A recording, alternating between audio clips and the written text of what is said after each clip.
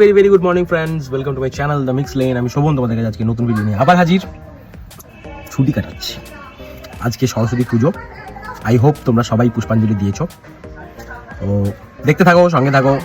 আজকে সারাদিনে কিরম ভাবে ল্যাদ খাচ্ছি সবটাই দেখাবো।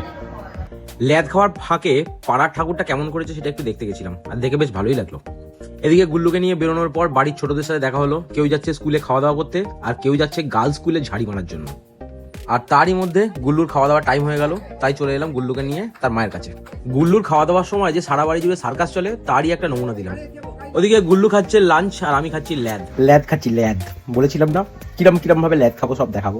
ল্যাদটা জমে উঠেছিল, কিন্তু মা হঠাৎ করে ডেকে দিল আমাদের লাঞ্চের জন্য। খিচুড়ি, বেগুনি, পাঁপড় ভাজা। আহা, মা খাচ্ছে, মু খাচ্ছে, আমি বসলাম, বাবা বসবে। তারপর ছুটির দিনে লাঞ্চ কমপ্লিট করে বাড়িতে আছি, আর সানডে সাসপেন্স হবে না। আর সানডে সাসপেন্স মানেই তারানাথ তান্ত্রিক, আর এই তারানাথ তান্ত্রিকের একটা অসম্ভব সুন্দর গল্প, মধু সুন্দরী দেবীর আবির্ভাব, চালিয়ে দিলাম। একটি সাঁওতাল মেয়ে রোজ নদীর ঘাটে জল দিতে। এবারে সরস্বতী পুজোটা ছিল গুল্লুর প্রথমবারের সরস্বতী পুজো, তাই ওকে নিয়ে তো ঠাকুর দেখতে বেরোনোটা মাস্ট, তাই বেরিয়ে পড়েছিলাম।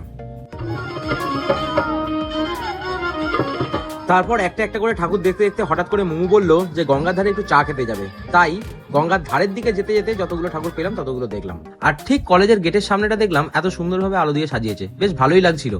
তারপর কোনো রকম ভাবে ভিড় ঠেলে চায়ের দোকানে গিয়ে পৌঁছালাম। চায়ের দোকান থেকে চা খেয়ে সোজা এলাম পাড়ায়। তবে আমাদের পাড়ার ঠাকুরটা সকালবেলা লাগছিল একরকম, কিন্তু এখন দেখছি একটু অন্যরকম লাগছে, তাই না?